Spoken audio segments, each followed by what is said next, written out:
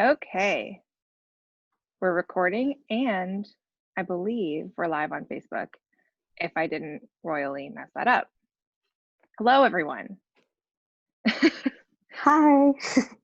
Hey, Ash, thank you so much for hopping on our call today. So Eddie is out of town right now for a few weeks, so we are going to be going rogue and I will be hosting our full disclosure weekly with Sean.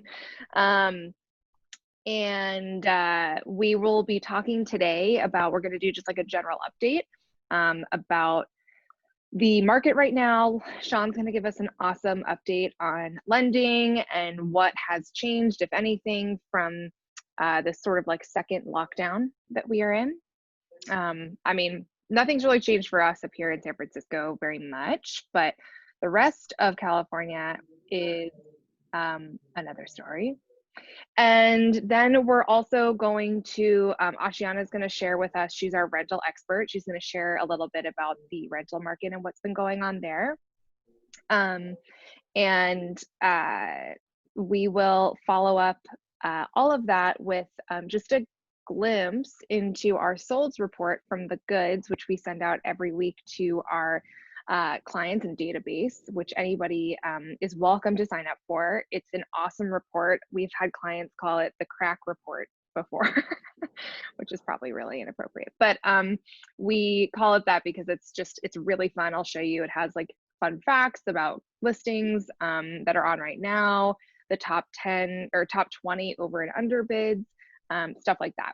So we'll end on that note. But Ash, if you want to just, we can start off with you and just let us know, like, how has the rental market been changing since shelter in place? We had a little bit of an update in the beginning of this whole thing, but we haven't really connected. It's been like 4 months, I guess. Yeah. March, so April, May. Yeah. April, March, April, May, June. We're in July now. Oh my gosh. Yep. It has been a bit of a roller coaster. In March, nobody really knew how this would play out and what would happen. I, for one, have never seen rental rates so low. So if you look at one-bedroom prices, they have gone down. An average one-bedroom in February was about $3,800 to $4,000, depending on the neighborhood. The most expensive neighborhoods being Russian Hill, Potrero, downtown. Now you can get a one-bedroom instead of $3,800 for about $3,200 to $3,400. So you're looking at an average of about a $400 to $500 price drop on a one-bedroom, which is significant. And that's not really happened in a long time here. Wow. That is crazy. And I know that you've been looking, I mean, you help landlords find tenants and stuff, and like what's just the trajectory of finding tenants been like right now, like underwriting people? How's that going? So underwriting people, we have to be a little more cautious and understanding to both the people who are applying as well as, the landlord, because the last underwriting for an application I did, the first time we speak to the supervisors and ask them about job security when somebody, puts in the job, and whoever we need to speak to their boss. So I spoke to the boss, and when I asked the question, will this person be employed in the next 6 months to the next year? They said, I don't know. So that's the first time I've ever got a response like that. Usually it's a very resounding yes, of course.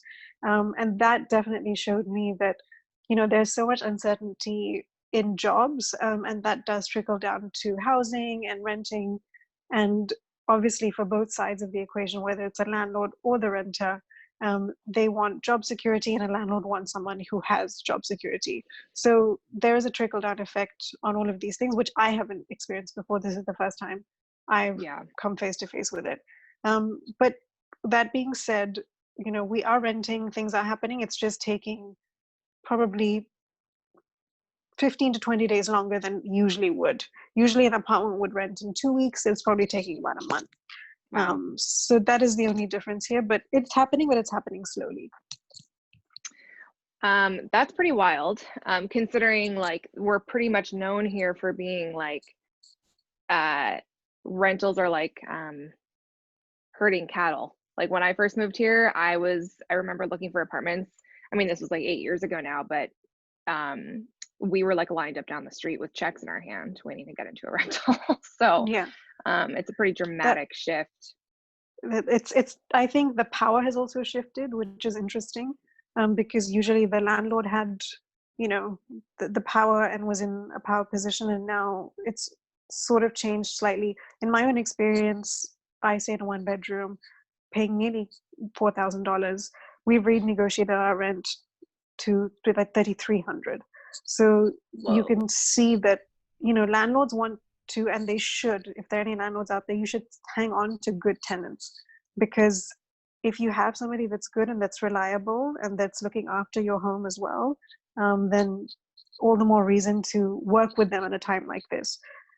There's no reason why you can't increase rents further down the line, but during a period like this, you know, we've spoken to people we've rented to and whose homes we help rent, and we tell them that, you know, if someone's renegotiating rent, work with them.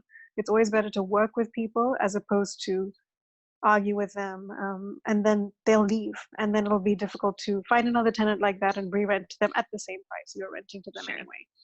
Sure. So I think being open-minded is very important during this time. Well, and good faith goes a long way. Go ahead, Sean. So Ash, where do you think people are just staying put and people aren't moving from place to place anymore, or where do you think There's causing the rent down? So there's two types of situations I've seen. There's some people who aren't moving, and there's some people who are taking advantage of the price drops. And those are the people who are getting into places, say, you know, Mission Bay. A 2-bedroom would usually rent for $6,000, $6,500. You're getting the same thing for about $5,000 to $5,200, $5,300, which is a steal for, you know, a place like Mission Bay. So there are people who are sort of being opportunistic about the whole thing, which is smart. And there's some people who are saying, you know what, like me, I renegotiated my rent. So I think I would definitely encourage people, if they're thinking about moving, to have a conversation with their landlord if they like living where they live, because it's worth it to sort of stay put in some situations if you can get a good deal on your rent. Yeah. Wow. Well, that is, I mean, to negotiate from 4,000 to 3,300 is like incredibly significant. And just to give you, I mean, we got a letter from our landlord saying that they're selling the building. So, I mean, things are happening. I mean, there's 5 vacancies in my building right now, which has never happened before. So, wow. Yeah. So all the more reason for landlords to hold on to good tenants. Yeah, well, and that translates into what we're seeing as well. I think there's an obvious connection to the amount of condos that are on the market right now. Yes. And you know, I was looking at the price reductions this week, and just in the last day or so, like I think there were around 20 price reductions, or sorry, 30, and I think 19 of those were condos. So single families just continue to be hot. Anecdotally, I can say, like in the last few weeks making offers with clients, we've gone up against 12 offers, 9 offers. People are still going in non-contingent. There still is cash. So and those are for single families. So, I mean, those just continue to be incredibly hot and like just insane, frankly. And the condos are really what's feeling it, which obviously connects to the rental portion. Sean, what are you seeing with this latest kind of like wave of backwardsness? Yeah. So, well, first, just in regards to single families, so I had a client make an offer on a property in San Jose yesterday, and they're kind of taking the Oakland theme now. They listed dramatically low. They had over 40 offers on this property. And then I had one in Livermore last week. So kind of going South Bay, East Bay. Hayley's talking about San Francisco, but we're seeing the same thing when it comes to single families. Livermore property had over 20 offers. So, and it's a beautiful home, pool. It's, you know, it had all the check boxes basically that people want. But, you know, 20 offers used to be like the high end of what we would hear. And really, I think, and so that's why I was asking so many questions about the rental market is, I think we're seeing a lot more people be able to afford to buy with current rates. And Hayley, you touched, and this would be great to touch on. We had Jeremy was it Jeremy from Tahoe? Yep. And you could kind of say what's going on up there, because I think that ties into it a little bit. But yeah, the affordability is there. But I had a client meeting this morning, and she is looking to buy a condo specifically. So it's not that condos aren't in demand anymore. It's the shift. It's people that were in San Francisco condos realize that they don't want to be in a condo anymore because they've been stuck in it forever. And then other people want that condo. So it's not a positive or a negative in either direction. It's just personal preference, in my opinion. Yeah, for sure. Wow. 40 offers is, that's insane. Yeah. I don't think I've ever heard that before in my life. Well, there was 27, deadline was noon. There was 27. I called the agent, and he was just like, I have no time for this, and basically hung up. Like, he didn't want to hear it because he had 40 offers. And I don't like that strategy. Like, we see this in Oakland, Berkeley, Albany a lot, where they list ridiculously low. Of the 40 offers, there's maybe 10 that they're considering. So it's just a lot of paperwork to go through for no reason, in my opinion. But it does speak to Hayley's point of the multiple offers that we're still seeing. It's not that the market's gone down. It's this COVID work from home, work remote shift that we're going through throughout the whole state. Yeah. Yeah. And I mean, I think that I continue to have the same conversations with different people who are interested in buying, and people thinking that they're going to outwait this period of time, and like think that things are going to come down in price. And I was having that conversation yesterday with somebody who was going to make an offer on one of our listings, and then their client just was like, I think I'm going to wait because things are, the lockdown and whatnot. And it's like, that's just not how it works, man. And like, Sean, you can talk to the point of like how much rates have to drop in order to make up for, or how much prices would have to come down in order to make up for where the rates are right now. And, we continue, I've had people go into contract in the last couple of weeks, and I'm looking at like 3% interest rate, 3.125. So I don't know, man, now's the time to buy. Money is cheap. Well, and that really is, that's the exact conversation I had with the consultation this morning.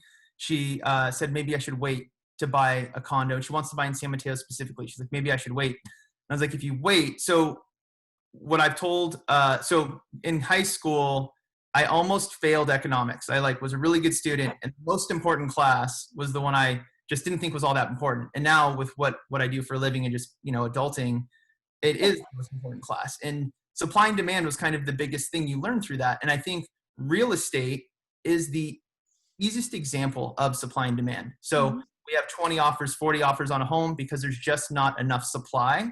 And with rates being as low as they are, the demand has increased. And with people being stuck in their house, they really, really know what they want now. What we thought we wanted is very different than what we actually want after being stuck in it for so long.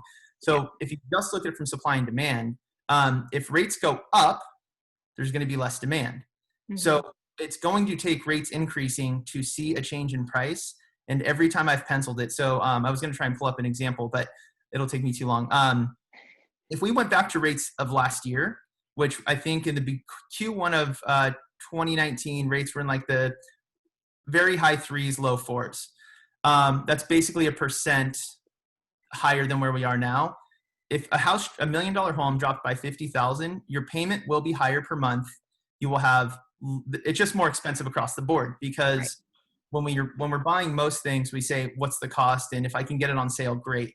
And that's kind of our mindset. When it comes to buying a house and you're financing it, interest rate is what determines affordability, not price. And that's, we're seeing it perfectly right now with 40 offers, 20 offers. It's insane because so many people can afford to buy right now. Yeah. Well, and this is what we say to like all of our clients basically, but when we're trying to determine what we're offering on a place and how much they like it on a scale of 1 to 10, and that extra $25,000 or $50,000, maybe $100,000 that we're talking about, of course, that's a ton of money, but would you rather give that money to the seller today? Or would you rather have a cheaper relationship with your bank, which is the long-term relationship? And if you look at the interest that you're going to spend over that 30 years, and then you look at how much, prices would have to come down in order to make up for that. I mean, it's insane. So, I think we're kind of it feels like we're in a little bit of an accelerated space on my end, from a single family standpoint in San Francisco, and a little bit in the East Bay. I will say in Marin, we're not often in Marin, but we do have a listing there right now. And we, I've been seeing around there that people are still getting multiple offers up there, and it's a lot of people coming from the city looking to find a new place with more space. So it's the same story that we've been telling for a while. What has been happening in your world, Sean? Yeah, so I'm going to show you guys. We'll do a behind the scenes look. So I follow mortgage-backed securities. That's one of the two things basically that determines where interest rates are going. And so back in March, I'm just going to show you. Let me share my screen. Oh, I need permission. So before we get to that, we'll just talk about jumbo, because you're going to see, you continue to see articles coming out saying rates have dropped. And a lot of times it's rates have dropped, but they forgot to say they went back up and then they dropped again. So people just see these articles thinking lower, when that's not necessarily the case. I would say, as a general rule, rates have been very, very flat for a few months now, which is a phenomenal thing to have considering where we were when shelter in place started. And what I love psychology, and we just all forget to go, we have short-term memory, right? So I got an update. I'll read this to you guys real quick. I got an update from the head of capital markets yesterday, where it was talking about the Federal Reserve Bank is committed to creating a backstop for mortgage-backed securities. So they're investing. And actually this goes back to, should I buy now or later? With as much money as we're printing to get through this, inflation's kind of inevitable, right? So money today is cheaper than money later. The example I always try to use when you're thinking of making a long-term investment in real estate, my grandparents bought an Eichler in Cupertino for $45,000 in the 70s, and now it would be over $2 million. And everyone's like, oh, they got such a great deal. But they had to scratch that money together too. These are the same grandparents that said a candy bar cost a nickel. Well, Three Musketeer costs $2 now. It hasn't changed. Same candy bar. So once you own a home, long-term, inflation is driving your appreciation. That's a big part of it. So what we're seeing is mortgage bonds are being invested in. It's not printing money. The Federal Reserve is making an investment in mortgage bonds to stabilize and keep rates low. And that does stimulate the economy because people are able to refinance. If they're going to save $200 a month or whatever they're going to save, maybe now they're able to take that $200 and invest it back into the economy. So it's accomplishing the goal. And people are able to buy and sell real estate more because rates are so low. So their investment has been, it's working extraordinarily well in my opinion. Jumbo loans, they don't have any backing from the government. What the Federal Reserve is doing has no impact. And the big banks, I would say Chase and Wells hold the largest portfolio of jumbo mortgages. And you have to think of capacity from a manpower standpoint and also from just a monetary standpoint. I have this much money to lend and this many people want it. So what I saw an article recently that I think Wells said, if you don't have $1 million with us, we're not really interested in helping you refinance.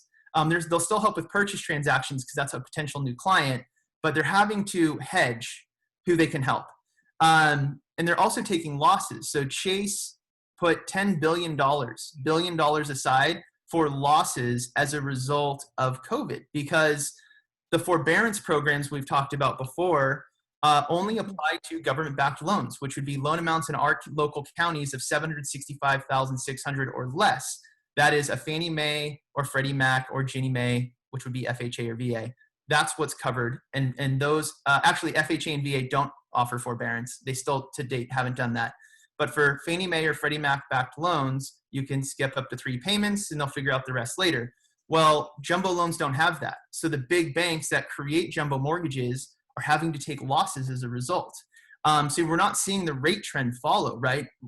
When you don't have that backing from the Federal Reserve, it's our money. We kind of have to figure out where we want it to be. So we're not seeing rates trend in the same fashion. So just as the articles, this is a long story, but keep that in mind. So I'll show you mortgage-backed securities real quick. Kind of a behind-the-scenes look at how mortgage rates are impacted and how they trade. All right, here we go. So this is mortgage-backed securities. This is a Fannie Mae, I think 2.5% coupon. 2% coupon. That does not mean interest rates are at 2%. They're just bundled into 2, 2.5, 3, 3.5. So it doesn't mean rates are at 2%. But with this chart, what we're looking at is up is good. Up means rates are improving.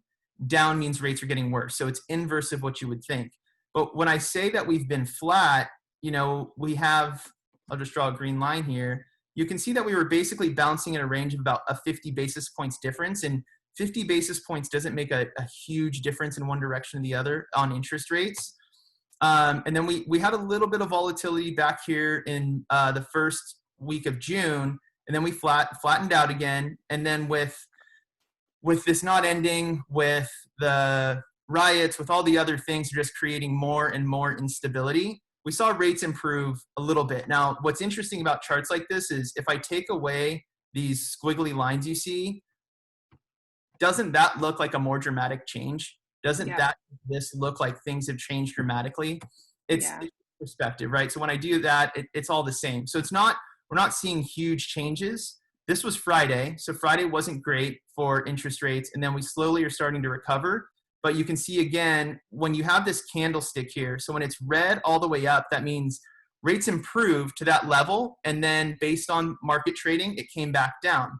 Now, this is stability. Now, when I referred to short-term memory, let me remind you of what March looked like. Oh, God. Here's March. So this was what I was, if I go back a little further, you'll see what I call COVID 1.0 back here. The rates started to improve, and then it was like, okay, this China's dealing with isn't that big of a deal, and we stabilized. And then everything was, okay, it's coming to the U.S., rates got better, meaning the stock market's tanking. And then this period here was just absolute chaos and pandemonium, where I was like, please just shut down the markets. I saw rates fluctuate by more than 1.25%. So we started at 4%, it went to 3.75 2 hours later, and by the end of the day, we're at 5%. That's one day. That was, I think, one of these 2 days. We traded over 300 basis points in volatility in one day. And then look at how flat and stable everything is, right? So when we do short-term perspective, like the chart I just showed you guys when we're looking at 3 months, looked much more dramatic. But when we take into consideration where we were, rates have been very stable since the Federal Reserve created the backstop. And that's really all they need to do. So one of the things people are asking me are, I'm going to wait for rates to go down even lower. It's like, but why would they do that? If rates at, like Hayley said, are right around 3%, isn't that good enough? Like, does the Fed really need to put more money into this? I think the goal is to keep it stable and flat, and that's exactly what we're seeing compared to where we started off. So I hope that's helpful you guys. Just kind of a behind-the-scenes look. You can't see mortgage bonds trading. I pay for this service. But if you want to see something similar to this, if you follow the 10-year Treasury on your stock app, it's actually inverse of this. So with the 10-year Treasury, as the 10-year is dropping, rates should be getting better. It's not a perfect science, but when the 10-year goes down, rates typically follow. When the 10-year goes up, rates typically follow. Good to know. This is awesome. I love seeing behind the scenes stuff that we don't have access to. It's always exciting. Or just makes the news make more sense. And, I don't know, there's a lot of stuff the media says that doesn't always necessarily hold true. So when people are asking me, hey, I saw this article, okay, but here's what's actually going on versus what you're being told by someone who's reading a teleprompter. Sure. Well, and increasingly, I think our news sources are becoming a little bit biased more and more every day. But, can you hear me? Yeah. Okay, great. I was actually, when you were talking about Wells Fargo, I saw that they didn't have a great day in the news today either. I guess there's some reports that they're claiming forbearance for people that didn't want it. And so that's kind of messing with people's credit score and some bankruptcy stuff. And it's not great. Like people didn't ask for forbearance, they just gave it to them anyways? They're saying that they're in forbearance and the people are paying. And I have to say, actually, I don't bank with Wells. I don't have a mortgage with Wells, but that actually happened to me on my mortgage. They said that I was in forbearance and I had to call and say, nope, I'm not. So it's interesting. And it doesn't seem that there's any financial gain there. It looks like it's a really nominal thing that they're getting when they're putting people in forbearance. But nevertheless, Wells doesn't have the greatest track record. Right. So, but it does say that they reported a $2.4 billion loss in the second quarter. And which, it's like a $2 trillion bank, but. And that's kind of where you speak to if Chase has $10 billion set aside for losses, and Chase and Wells are covering the most mortgages, jumbo mortgages in the nation. They should probably be about the same. Wells is also kind of, their news is never very great, but and I've banked with Wells since I was a kid, and the only reason I still do is because it's too hard to switch. But they got me. One thing that I've seen in forbearance, actually, we can talk about that real quick, is, and Hayley, this might be, I have a client who, when this started, he looked into it and he was like, I think I'm going to need this. And so they sent him a letter saying, you're approved, but he never signed the letter to agree to the agreement. He's made his payments, but when we were refinancing and we pulled his credit, it notes that it is in forbearance. And it's an easy fix. It didn't impact his scores, but he's having to make phone calls that I don't think he should have to make. So, well, that exactly is what happened to me because, full disclosure, I am refinancing with you. And so that's exactly what happened. I went online and it said, you're in forbearance. And I was like, well, that is not true. I specifically said no. But on it's our alarming. End, on our end, I don't think it showed that on the credit report for you with this other. So basically it's just alarming for a consumer when we're expecting the bank to know what's going on with what we're doing. And the reality is that sometimes they just don't. Yeah. A lot of times they just don't. And I think that's all this knee-jerk. So forbearance was created as a knee-jerk reaction, and it took a lot of time on the lending side to figure out, how's it going to work? Can people refinance? Is it bad? Is it good? What does it mean? And I think a lot of people went, I don't know what this is going to look like. I better take advantage of this government program before I'm not able to. So it was like a proactive approach, which I think was smart. But then you're like, oh, I'm fine. I'm going to keep paying. I'm going to keep paying. Yeah. And then they go, shoot, my mortgage is marked as forbearance when I've kept paying. So, yeah, we're in a confusing time, and I think that it's really important for people to remember to check their stuff and realize that this is unprecedented, and people who work at the bank and whoever, they just don't know necessarily what's going on, and so we do have to be accountable for our own situation and make sure that we're checking. On that note, I stole being the host back. Sorry, Sean. I'm power hungry right now. So I wanted to just kind of show and thank you for the floating head that is Eddie, which is actually Alicia back there. Thank you so much for your help. And I wanted to share with everybody a little bit of a glimpse into the market, which is, I would call behind the scenes as well, but the reality is, as I mentioned earlier, you can just let me know if you want to receive this information weekly and we will send it to you. But let me share.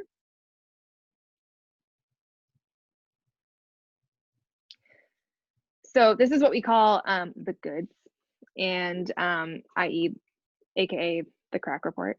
And what this is it's connected to the MLS, and it's basically telling us the last 2 weeks, we have the top 20 overbids, the top 20 underbids, recent sales, which is kind of just basic, hot new listings, and then one of our favorite things is 30-day plus on the market. The over 30-day club is what we call it. This is what we really think of as low-hanging fruit. And in this market, I would have said maybe 2 months ago, while we were still in the midst of super crisis and just figuring things out, that things were hanging on longer on the market, but now we're kind of back to normal when it comes to single families, at least. And the other thing I will note is that I have personally experienced in the last few weeks a lot of listing agents taking preemptive offers and ratifying offers before their offer date has come. And that is telling me, I'm taking that as there is volatility when a good thing shows up. We have sellers that are a little nervous and they want to take it.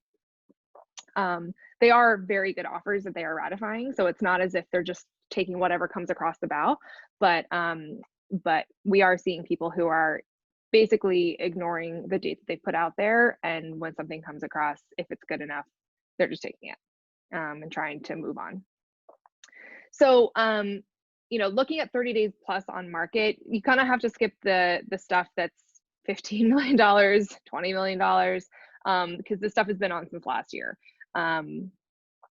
If you're in the market for a $19 million place, let me know. I'm happy to help. But as we scroll a little bit further down, and you kind of have to dig a little bit. This is a BMR, so it's not necessarily comparable to the rest of these. But we are, looking at a lot of these are single families, but a lot of them also are going to be condos as you actually really dig down into here. As we have talked about, there is a lot of reporting on condos and how we have like the largest inventory that we've had in like a decade of condos in San Francisco. And we've mentioned before, but just to reiterate, that is skewed a little bit just because of the reality is that's not all of San Francisco. A lot of that is concentrated in Yerba Buena, Soma, South Beach, Mission Bay, these large condo buildings. It's still vacancy. It's still available, places, but it's just important to note that that's not like the city as a whole. We are seeing the city affected, but that really is kind of bringing the data artificially in one direction. So just to go to like some of my favorite things to look at, just at a glance, and this is just a really good way to get put your finger on the pulse of what's going on. This is the top 20 overbids from the last 2 weeks. And then, you can see here, like this, frankly, is in Mission Bay, but this was listed at 1.1. It sold for 1.735. And this is a 731 square foot unit. So with something like that, if I go on Redfin, which is all I have access to, I don't have MLS like you. I do a kind of reverse search, look at what's, I have 3-bedroom, 2-bath within the last 6 months, and I can get a gauge of what the actual price is versus what it's listed at. Was this listed super low, or is this like a real supply and demand example? Like, in your opinion? In my opinion, and disclaimer that like I don't specialize in selling these new construction condos. A lot of these are direct to consumer from their sales office, right? It's kind of like shopping at a BMW dealership. Like if you go directly to them, the people who are selling those at the sales office are incentivized to sell directly to the consumer because the developer makes more money. And so absolutely, we've represented people on these, but it's not something that I do on a very regular basis. So I don't want to like speak out of turn and comment, but I mean, unless this is a mistake, which I don't believe it is, we're looking at a 1.1 here, which with parking, which frankly to me looks like it's priced appropriately at 1.1.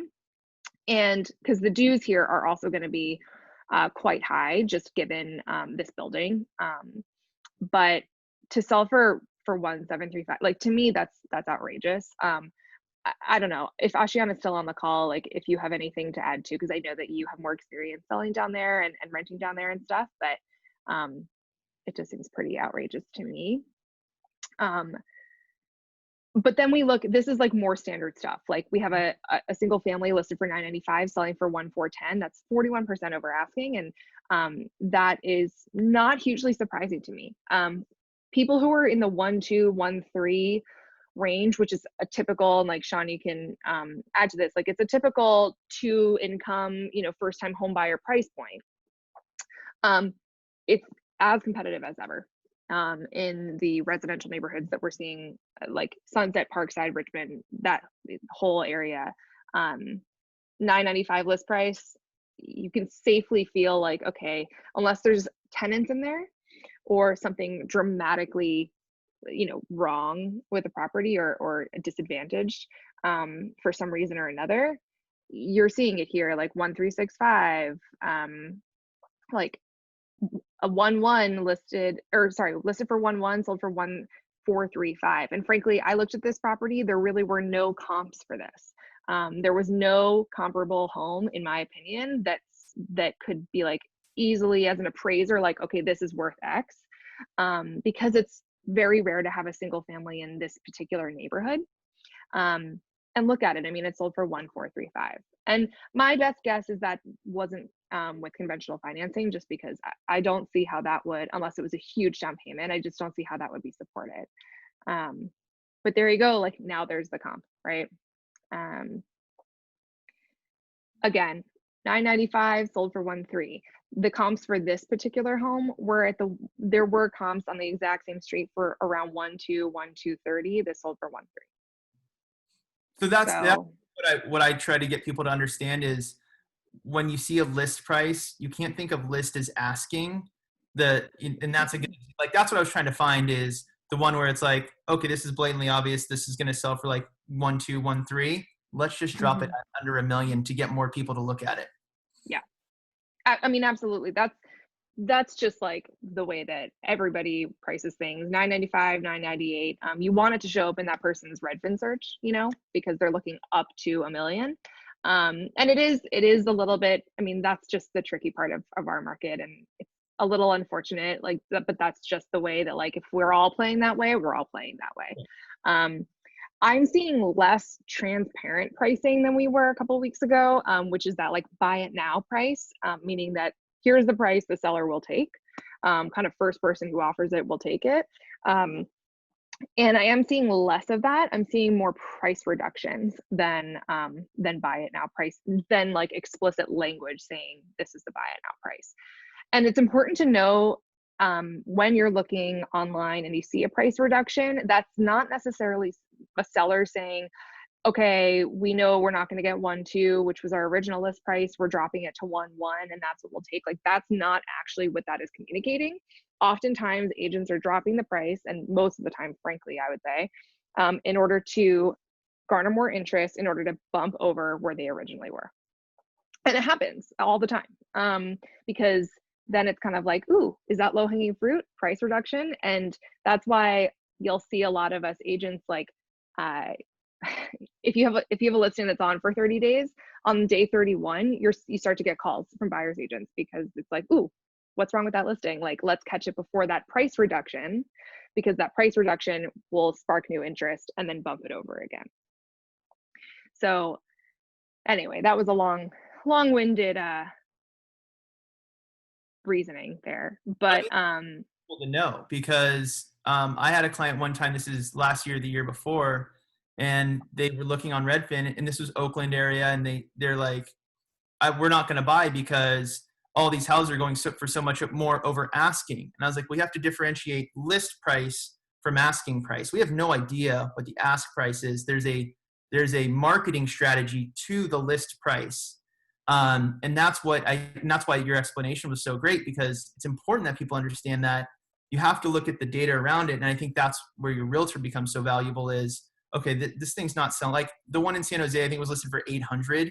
There was no way that place was going to sell for 800. I'm sure it went over 900 for absolute certain, but it wouldn't surprise me if it went over $1 million. And so that's what I mean. Like, don't get excited about starting price. Yeah. And a lot of times, starting price. Yeah. Like, yeah, I mean, that, I forget what it's called with an auction, but I'm going to start it the here. Reserve price. Yeah. And and it's not even that. So you have to reach the reserve price first. This just gets Exactly. And to put that into like practical terms, it's like, as a seller, I might think I'm not selling in my head, and I share with my realtor, I'm not selling for less than 1.1. I list it for 995. I'm hoping for 1.2, but my reserve price would be that 1.1 number. But I'm not necessarily sharing that with anyone, right? I'm just hoping that somebody comes and presents that to me. So yeah, I mean, I think that obviously we're just kind of proving that this is a really nuanced market, and you do need somebody like you to like break down the lending situation. And this type of, like, I welcome anybody who's watching to hit me up so I can share this with them, because this really does give you insight into the market on a weekly basis.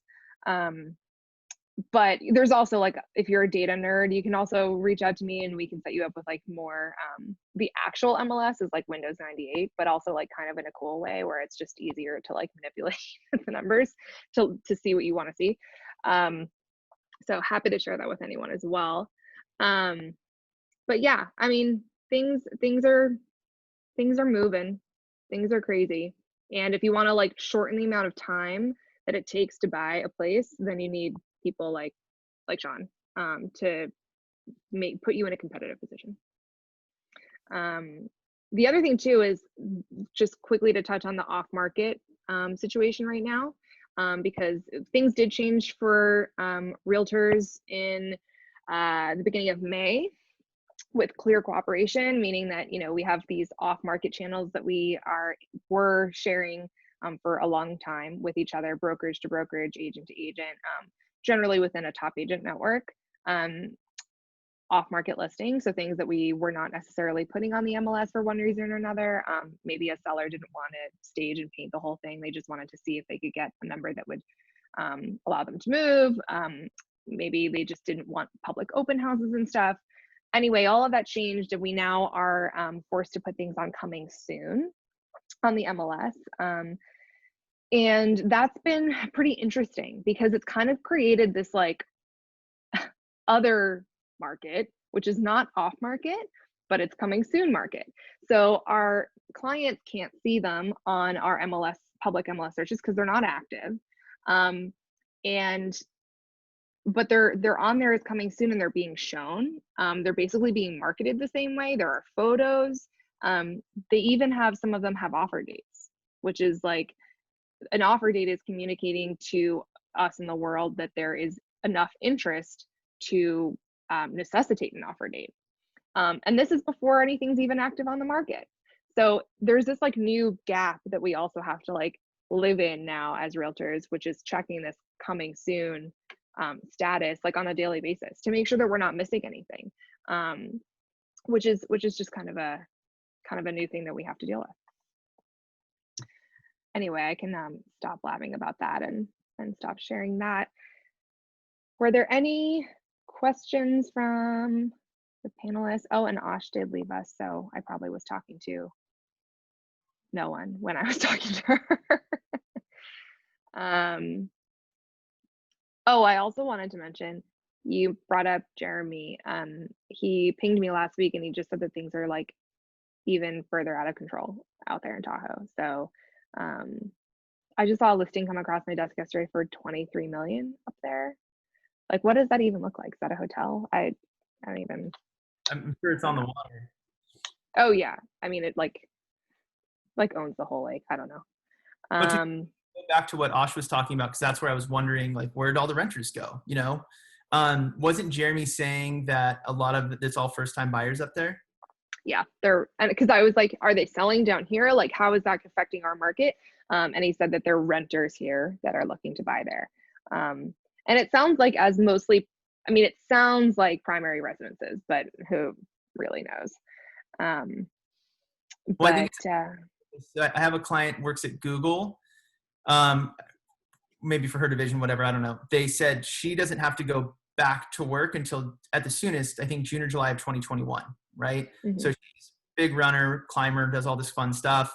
She bought a condo in Tahoe because like, well, what do I have to lose? I can go play in the mountains, and then if I have to go back to work, I either have a second home up here, I have, maybe Airbnb or a rental or something. Or they say, you're not coming back at all, and this is my new normal. So it's like a 1-year bet, but it's a very fun bet to make. Right. Yeah. That just reminds me of like the conversation that we had with Mandy a few weeks ago, and just not forgetting about that type of an option, buying something, in Davis or Woodland. And there are a lot of different plays that you can make here. And I really hope that people don't let that go by and just like a year from now look back and be like, whoa, that was like an incredible opportunity and I didn't jump on it. So It's worth having the conversation, at Yeah. least. And actually, that's like probably a great way. It's explore your options. Don't be, oh my gosh, I have to buy now, or I'm gonna wait. Like, do all the research you can, get as much information, like real information as you can. Yeah. Make a very educated decision.